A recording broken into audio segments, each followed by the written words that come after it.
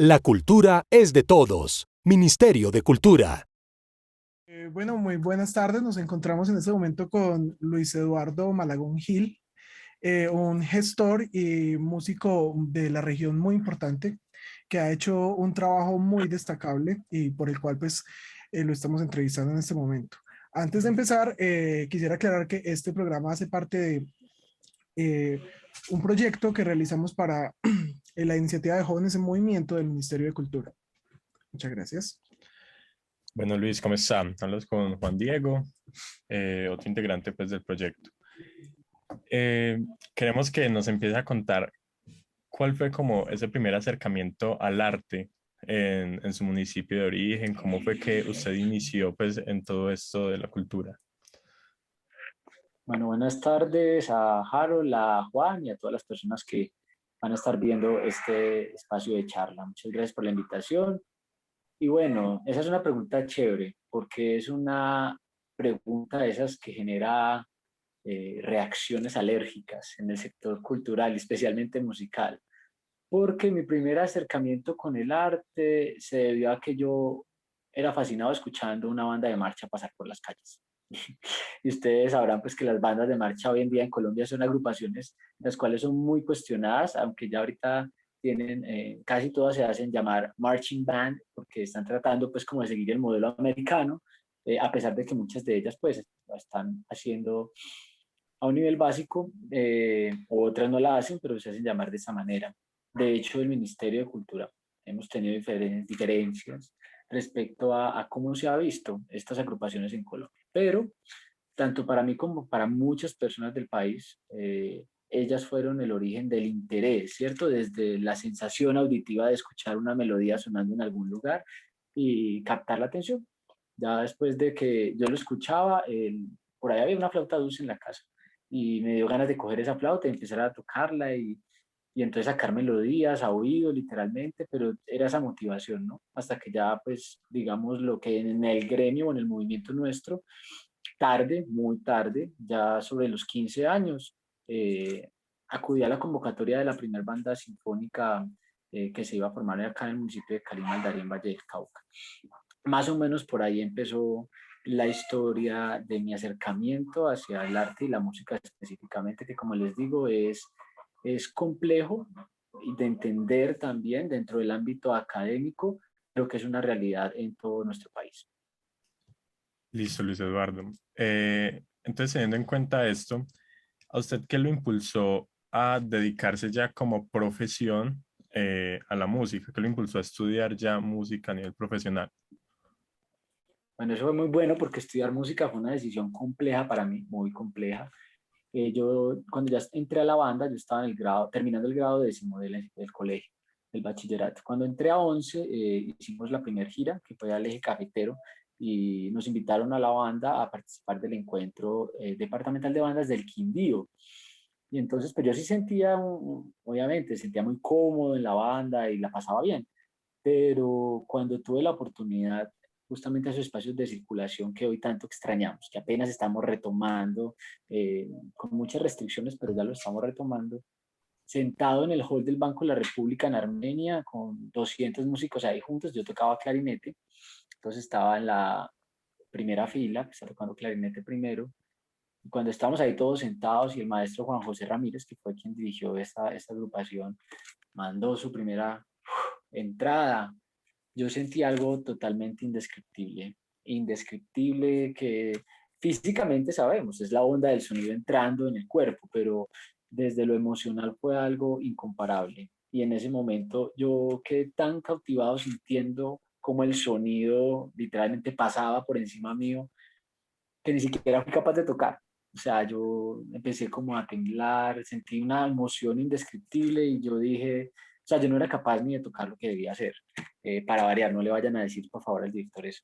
Entonces, yo simplemente reflexioné en ese momento y pensé en que yo quería seguir viviendo esas sensaciones el resto de mi vida. O sea, yo empecé a poner sobre la mesa y dije, a mí nada, ninguna otra profesión, creería yo que me podría hacer sentir lo que sentí en este momento. Y ahí empezó el escabroso camino de los primeros años, más o menos el primer año y medio fue muy difícil porque pues ustedes saben que de todas maneras el arte aún es visto como como un hobby, a pesar de que hay profesionales en muchas áreas del arte. Otras personas lo ven como una profesión, pero como una profesión, digámoslo, de una baja categoría. Y bueno, yo creo que está en manos de todos nosotros poder empezar a mejorar y a cambiar ese concepto.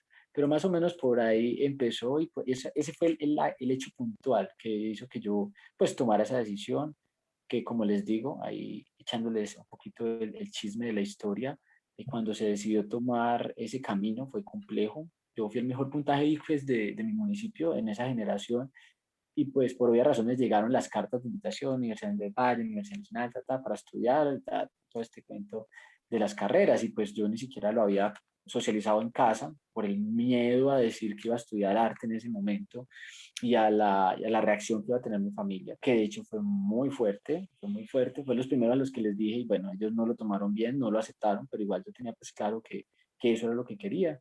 En la institución educativa entré en discusiones que nunca había tenido durante toda mi intachable trayectoria académica. De hecho, eso me costó hasta una semana de expulsión del colegio porque en una charla con el rector del momento, a quien no voy a mencionar porque de pronto la vida es así y le llega a este podcast de alguna manera, no quiero Ojalá que llegue a quede mal muchísima gente. públicamente, no quiero que públicamente la gente sepa quién era, aunque él sabe quién es y lo recuerdo.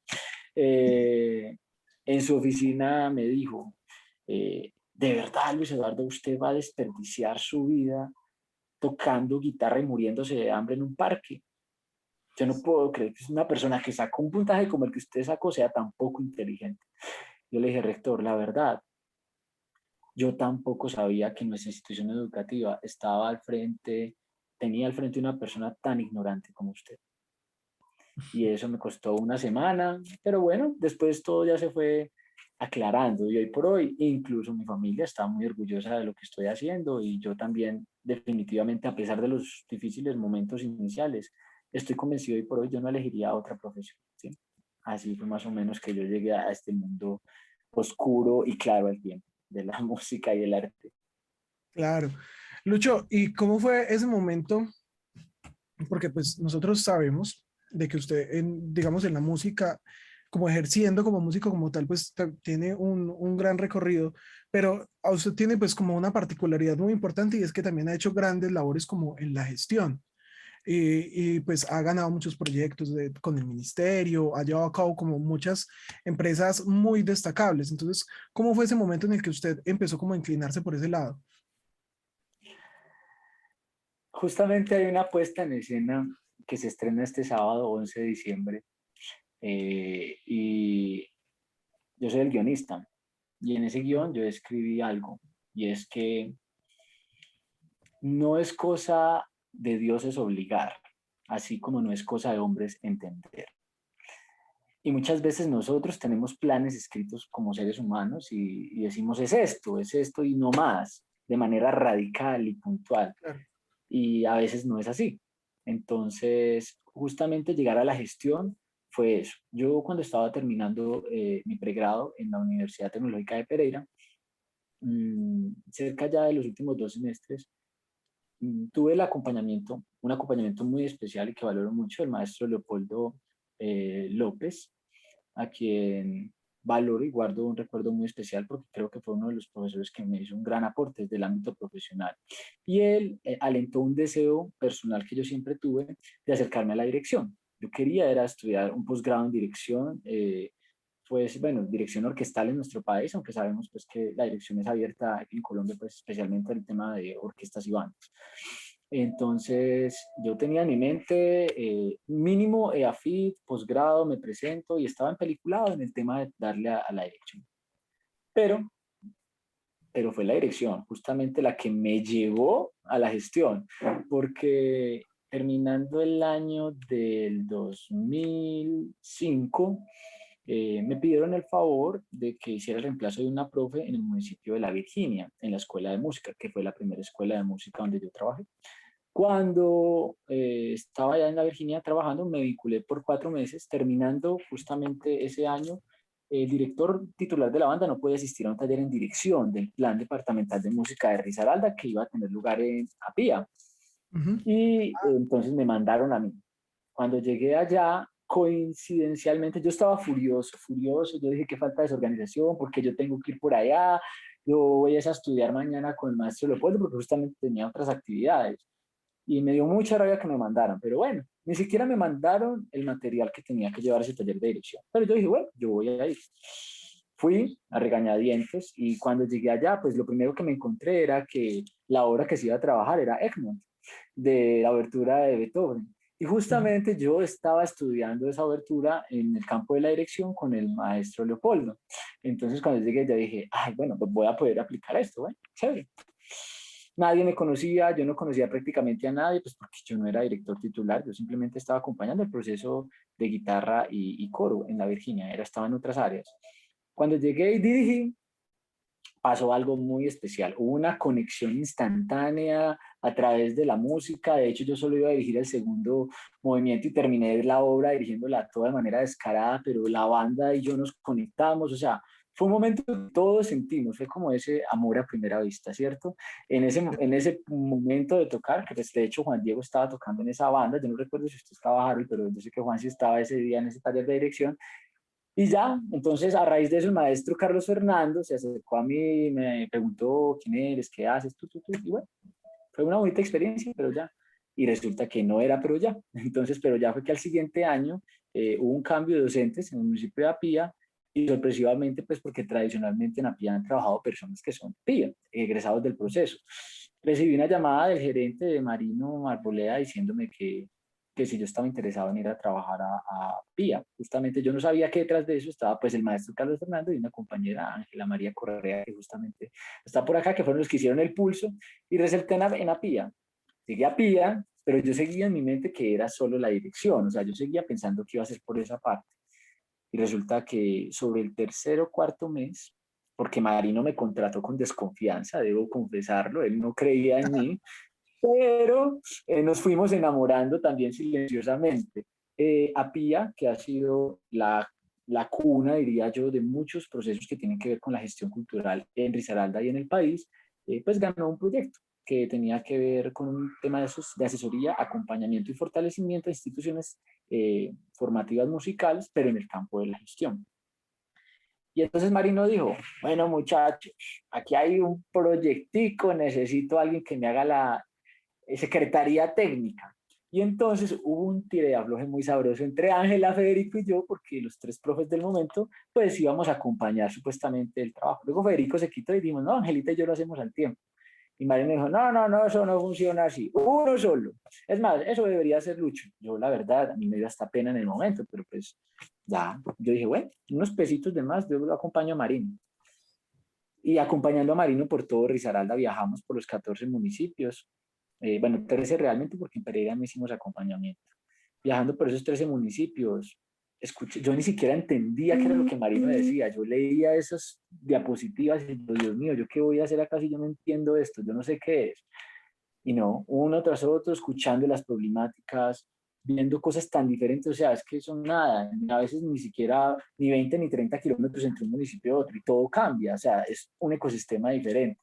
Me fui enamorando y fui, mira, es que qué chévere. También sentía mucha impotencia y yo decía, ¿cómo pueden ayudarles? O sea, es tan difícil, porque en la realidad tomar acciones en la gestión es difícil, ¿sí? Porque voy a citar a Aníbal Quijano, que es un peruano que escribió un libro muy importante que se llama La colonialidad del poder.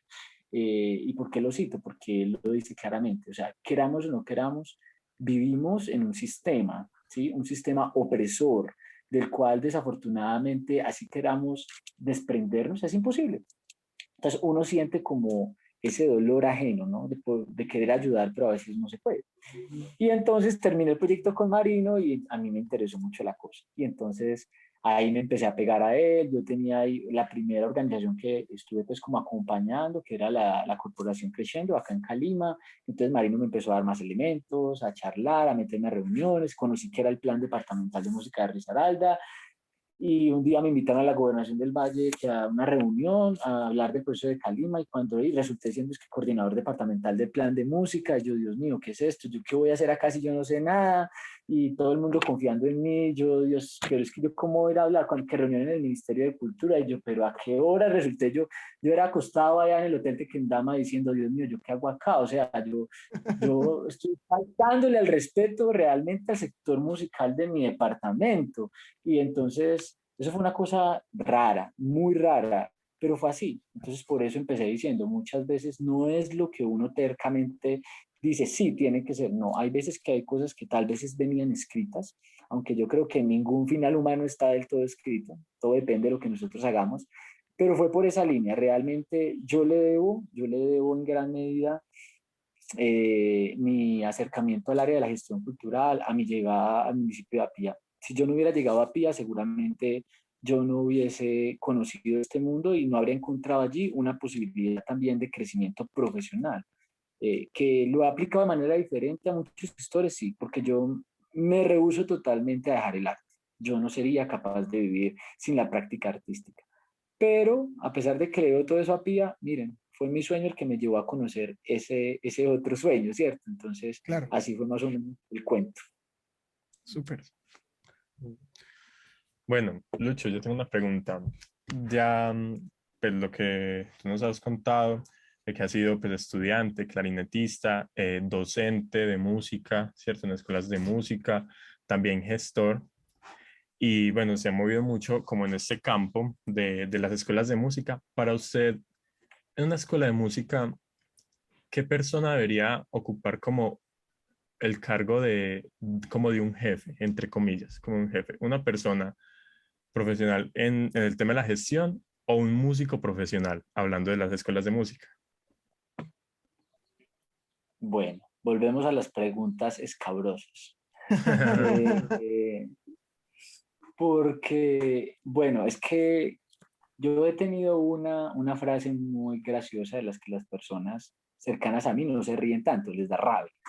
Y es, por ejemplo, defíname esto o defíname lo otro. Entonces, hablar de defíname un gestor o defíname un músico profesional es algo complejo, ¿cierto? Y más en un país como Colombia, donde el arte, pues digamos que tiene tantas variables, tantos tonos. Y en el campo de la gestión pasa exactamente igual. Es decir, si ustedes miran hoy por hoy a cualquier persona con el respeto que se merecen muchas de las personas que hacen estas actividades, que llenan dos o tres formatos, les llaman gestores culturales.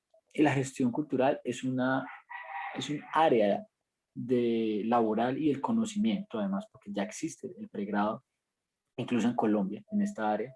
Es un campo que merece mucho respeto, así como lo merece también el tema musical, pero no solamente desde la connotación académica, sino desde la labor que generan estas personas. Entonces, es difícil, pero bueno, haciéndonos unos supuestos aquí, poniendo sobre la mesa un supuesto y diciendo que tenemos equilibrio entre esos dos, justamente esa sería la palabra que yo utilizaría, equilibrio. Para mí, una escuela de formación musical no puede estar dirigida ni por uno ni por otro, necesita los dos.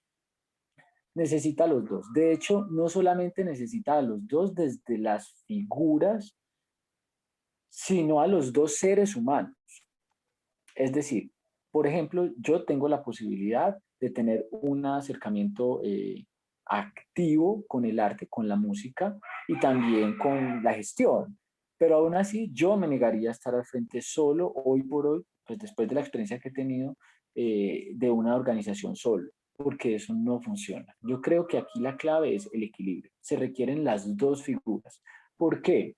Porque desde el lado del arte pues es que es la base fundamental y de hecho yo creo que es uno de los grandes problemas que existen en muchas de las organizaciones.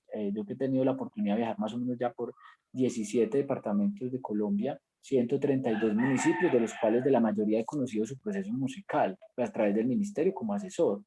Y uno se encuentra con que los profes de música tienen ocupaciones y cosas que priorizar desde el campo de la música, que cuando les dicen hagan este informe, presente este proyecto, empiezan a descuidar, ¿cierto? O lo hacen mal porque no es su campo de especialidad. Porque es que si yo soy un músico y me quiero dedicar a esto y mi rol es ese, yo debería dedicarme a ese rol, ¿cierto?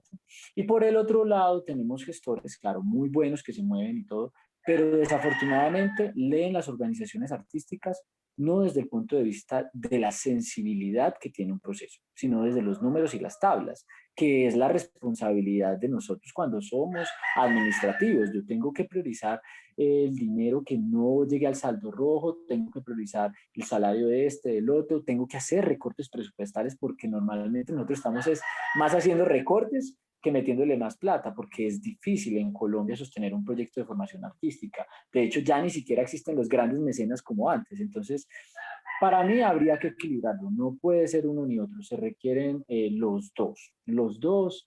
Y si ese matrimonio, y es un matrimonio, en todo el sentido de la palabra, si no están de acuerdo esos dos y no tienen un interés común para esa organización, les auguro el más tortuoso de los fracasos, que es o que la organización se acabe o que uno de los dos se vaya y quede el otro divorciado y con problemas. Entonces, Juan, para mí, ni uno ni otro, los dos, se necesitan los dos. Listo, Luis Eduardo. Listo, Lucho. Otra pregunta. Digamos que en nuestro país, en Colombia, son muy populares entre las bandas como los concursos, ¿cierto? Los concursos de bandas. ¿Usted qué opina de estos concursos en nuestro país? ¿Qué opina como de esta competencia musical? ¿Opina respecto a el aporte? ¿Opino respecto a participar de ellos? ¿O a qué área específica de los Lo que concursos? pasa es Porque que pues, hablamos... nosotros hemos encontrado que hay como por decirlo así, dos opiniones muy marcadas respecto a estos concursos. O sea, hay gente que los apoya porque evidentemente los concursos generan una motivación y un impacto pues en los muchachos, pero pues por lo mismo de que la música es un arte y que precisamente es algo más como para compartirse que para ubicarlo en una especie de competencia, entonces hay gente que no está tan de acuerdo como con que este tipo de dinámicas se desarrollen en la manera en la que se desarrollan en este momento. Ya entiendo. Y yo creo que ya entendiendo ese contexto, pues, Harold, tú has dado la respuesta o compartimos una posición y es la metodología. Es la metodología de participación en los eventos. Nosotros, yo también he vivido, pues de hecho, desde que llegué a PIA me empecé a encontrar con un poquito de esas diferencias y cuando uno empieza a recorrer el territorio, entonces uno va a Caldas y pues claro, o sea, el concurso es primordial en todo el sentido de la palabra y empieza a encontrarlo dependiendo de las regiones. Hay unas posiciones muy marcadas, es cierto. Pero yo creo que para mí es la metodología. Yo creo que participar de los concursos, y no solo de bandas, en todas las áreas, porque en las áreas vocales tenemos los de música andina, ¿cierto? O sea, tenemos muchos concursos en Colombia de mucho tipo. Yo creo que es importante hacerlo, primero, para darle proyección a los procesos. Porque yo puedo tener el mejor de los proyectos y si lo encierro en mi municipio, no tiene sentido. O sea, está para compartir. El arte es para compartir. Ahora, si yo hago un intercambio cultural, está muy bien. Yo puedo ir y compartir, aprender de la experiencia de los otros, pero yo creería que también es importante de vez en cuando medir cómo estamos realizando nuestro trabajo, ¿sí? Y sin Claro. mencionar, más bien lo voy a mencionar, el campo político y social. ¿Por qué creen ustedes que cuando un deportista sale y consigue una medalla en cualquier evento es el gran show? ¿O por qué se le hace un gran enfoque y una de las mayores fiestas en el mundo son los Juegos Olímpicos? Es porque todo está en torno a un ejercicio competitivo de reconocimiento de las capacidades del otro, ¿cierto? Entonces yo digo que, por ejemplo, el deporte en ese campo nos lleva mucha ventaja. Lo que pasa es que nosotros nos hemos encerrado ya metodológicamente en el hecho de ganar a como de lugar y no en el hecho de ganar mejorando nuestras técnicas de ensayo o mejorando nuestro cronograma de actividades o nuestras estrategias de participación. No, nos hemos enfocado en el arte en querer ganar como por ganar y el renombre y no más. Y lo que realmente deja es el crecimiento justamente de esas agrupaciones o de esos individuos, porque yo también estoy de acuerdo en que cuando en un grupo o en una escuela uno tiene potenciales individuales, hay que mostrarlos. Porque nosotros en las escuelas de formación tendemos a cortarle las alas a esas personas que tienen la capacidad. No, si alguien tiene capacidad, potencielo. pero entramos en discusiones tan absurdas y tan ambiguas, incluso hoy, donde todavía al profe le da miedo que el estudiante evolucione porque le va a quitar el contrato después. No, qué tontería, por Dios. Entonces, para mí, yo creo que los concursos sí son necesarios, pero el que lo hace beneficioso o dañino es el mismo director o la misma agrupación o la misma institución. Es el enfoque con el que yo voy, porque definitivamente en Colombia nos permite visibilizar, ¿no es cierto? Lo que no se muestra no se vende, literalmente se dice. Y si yo tengo un muy buen proceso, ¿por qué no voy a poder ir a compartirlo con otros? Pero mi proceso, vuelvo y digo, el Comité Olímpico de Estados Unidos creció y el de China ahora le está haciendo la pelea. Es eso, matando, diciendo, ¿cómo podemos entrenar? ¿De qué manera? ¿Qué técnicas? ¿Qué nos ayuda a mejorar? No diciendo, ay, ¿cómo nacionalizamos a los estadounidenses para que parezcan chinos? Operémosles a todos los ojos. Eso es lo que hacen las bandas, especialmente en Colombia. Traer gente de aquí para allá y se vuelve un mercadeo ahí todo barato, todo extraño. Y, ay, listo, ganamos. Ay, sí, qué chévere, ganamos. Muéstreme entonces en abril o en enero o en febrero qué tiene. No tiene nada, ¿cierto? Porque lo que llevaron no es realmente el trabajo de ellos. Entonces, reitero, es la metodología que nosotros implementamos porque yo creo que sí es necesario. Los concursos dinamizan. Y otra, obviamente, motiva. Eso es... Claro que sí, claro que sí. Lucho, y ya como para terminar esta charla, nos gustaría preguntarle usted qué consejo le daría, digamos, a un director joven que esté, digamos, no sé, empezando con una escuela en un nivel muy inicial o que se vea que se está quedando sin recursos, que necesite como aventurarse en todo este mundo de la gestión para poder sostener su agrupación. Bueno, yo a un joven le diría, uno, escribir es importante. Eso es lo primero que le diría. Y es importante porque se va convirtiendo en la base, tanto a nivel de gestión como a nivel académico, de su trabajo. Entonces, un primer ejercicio muy sencillo para después yo poder soportar este trabajo y darle un impulso, por ejemplo, económico o en términos de alianzas, porque hay alianzas que no son directamente para recibir dinero, pero que sí hacen que los escribir. Sí, siéntese, escriba cómo hace usted su trabajo, cuántas personas dan sus clases, tenga un control organizado y luego eso muy fácilmente se puede convertir en un proyecto. Con el apoyo de alguien que se siente y le diga, mira, coge y escribe eso acá, ponga esto, ay, ¿qué es metodología? ¿Qué es meta? No, de todos esos ejercicios simples, de lo más simple que es escribir, yo qué tengo, cuántas personas tengo en mis clases, si asisten o no, qué les estoy enseñando. Esa es la base fundamental para presentar un muy buen proyecto. Entonces, yo creería que eso es lo más importante. Escriba, es lo primero. Lo segundo es, no sea miedoso, porque el que le tiene miedo, como dicen los dichos esos populares, ¿no? El que le tiene miedo a ver que no nazca, literalmente. O sea, hay que dejar el miedo, hay que decir, ay, no, que es que yo no sé, yo no puedo. Hermano, nadie nació aprendido, sencillamente, si no puede, pero usted tiene una base, va a haber alguien que seguramente, si usted le pide ayuda, le va a poder colaborar. Y entonces, no, yo nunca he escrito un programa, no es que yo tengo mala ortografía, no, es que yo no soy bueno para redactar, pero seguramente hay alguien que sí lo es. Y si usted le muestra, no, si usted tiene estos estudiantes, si usted da clase de tal mes a tal mes, usted trabaja esto, con la ayuda de esas otras personas seguramente va a poder empezar a ganar experiencia y poco a poco ya lo va a poder hacer solo, ¿sí? Eso es muy sencillo. Entonces, no tener miedo, que porque no lo haya hecho, no, eso es muy fácil. De verdad que es fácil. Y lo tercero sería ser creativo. Y eso no solamente se lo digo a los nuevos, a los viejos también. Porque en los proyectos culturales se va volviendo, o sea, ahí se nota la pereza de la persona que está al frente. Cuando usted lee un proyecto, este año presenté fortalecimiento de la escuela, y al otro año, fortalecimiento de la escuela, 2022, y al siguiente año, fortalecimiento de la escuela, 20, y luego fortalecimiento de la escuela. Bueno, que tenga el mismo título, se lo paso pues, leámoslo. La misma cosa. No, eso es vergüenza, o sea, ahí no hay nada. Y esos son los profes que cuando tienen sus procesos musicales, si están solitos, entonces, ¿qué le enseña a los niños de primer nivel? Star Wars. Y entonces a los que vienen, no, Star Wars y la cumbia de re, mi, fa, sol.